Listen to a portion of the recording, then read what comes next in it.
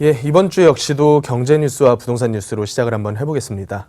이번 주 부동산 뉴스는 화요일밖에 안 됐는데도 불구하고 이슈가 상당히 많죠. 어제 같은 경우는 여기 있는 뉴스처럼 코스피는 무려 2%가량이 추락을 했고요. 코스닥 같은 경우는 훨씬 더 심하게 약 7%가량이 추락을 했습니다. 어제 하루 동안에 벌어졌던 일입니다. 환율은 무려 1220선까지 돌파를 하는 모습을 보였는데요. 이런 모습들이 우리 시청자분들이 보시기에는 내일과는 굉장히 동떨어진 어떤 사건으로 받아들이실 수가 있어요. 하지만 이런 사건 하나하나가 뭉쳐서 지금의 자산시장을 구성하고 있는 만큼 우리 시청자분들께서는 이 시장을 큰 하나의 덩어리로 보실 필요가 있겠고요. 이런 뉴스들에 어떻게 부동산 시장에 영향을 주고받는지에 대해서 간단하게나마 생각을 좀 해볼 필요가 있겠습니다. 자, 그래서 코스피, 코스닥 그리고 환율 같은 경우는 이 두 가지를 묶어서 보실 필요가 좀 있겠어요. 글로벌적인 이슈로 인해서 우리나라뿐만이 아니죠. 미국 역시도 다우존스라든가 S&P500이라든가 이런 여러 가지 주가 지수들이 큰 폭으로 하락을 했고요. 그리고 중국 역시도 환율이 굉장히 폭등을 해서 오늘 아침에 그러니까 현지자로는 어제 시간이죠. 어제 시간으로 미국에서 중국에 대해서 환율 조작국 지정을 했습니다. 자, 이런 부분들에 대한 뉴스로 인해서 우리나라 역시도 자산시장에 상당히 큰 타격을 받았고요. 이런 뉴스들은 사실 제가 작년 연말부터 계속 말씀드리던 그런 내용들입니다. 우리나라 시장 역시 전체 글로벌 시장과 그 맥을 같이 하다 보니까 절대로 글로벌 시장과 미국 시장 그리고 중국 시장이 침체되어 있는 상황에서 우리나라 혼자만 치고 갈 수 있을 만한 그런 여력은 없죠. 그래서 미국이라던가 여러 나라 시장이 주고받는 영향으로 인해서 우리나라 역시도 자산시장이 거의 붕괴 단계까지 오고 있는 것 같습니다. 자, 코스피, 코스닥 그리고 환율 같은 경우는 제가 오늘 아침에 차트를 쭉 보니까 이번 주 금요일에 어떻게 그 한 주간의 주봉이 어떻게 형성되는지에 따라서 큰 추세를 깰지 아니면 어느 정도 수준에서 지지를 받을지가 결정되는 것 같은데요. 지금 떨어진 그런 모습들로 봤을 때는 이번 주 금요일까지 그 지지선을 뚫고서 다시 한번 고점을 올리기에는 쉽지 않은 모양으로 좀 보입니다. 그래서 앞으로는 더 큰 충격이 올 수도 있다는 거에 대해서 대비를 하실 필요가 있을 것 같고요. 자, 미국이 중국을 환율 조작국 지정을 했다라는 말씀을 드렸는데 이 모습은 작년부터 계속 무역 전쟁으로 불거져 오던 모습이 이제 환율로까지 크게 번지는 모습입니다. 미국 같은 경우는 이제 작년 한 해 동안은 미국의 해였다라고 해도 과언이 아닐 정도로 모든 글로벌 시장이 침체되는 와중에서도 금리를 여러 차례 인상할 정도로 경기 여건이 굉장히 좋았었습니다. 하지만 중국과의 어떤 마찰 그리고 이런 부분은 사실은 후행적인 조건이라고 저는 보여집니다. 미국 역시도 경기가 목표치를 달성하지 못하는 모습을 보임에 따라서 저환율 상태에서 그러니까 고환율 상태에서 미국을 상대로 계속해서 무역 흑자를 보던 중국에 대해서 무역 제재를 시작하게 됐고요.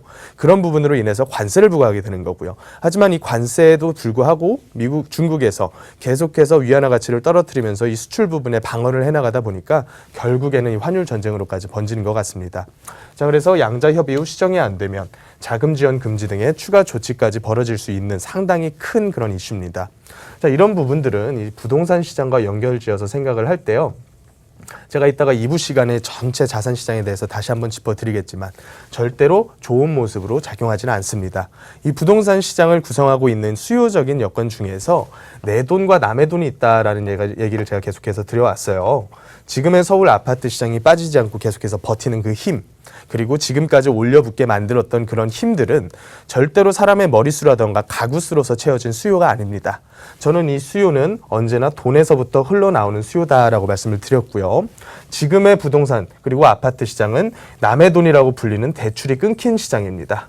그렇다면 필연적으로 내 돈, 내 주머니 속에 들어오는 어떤 소득에 의존할 수밖에 없는 그런 시장이라고 보여지는데 이런 여건들은 이 소득의 흐름마저도 끊어놓을 만큼 굉장히 강한 이슈라는 거죠.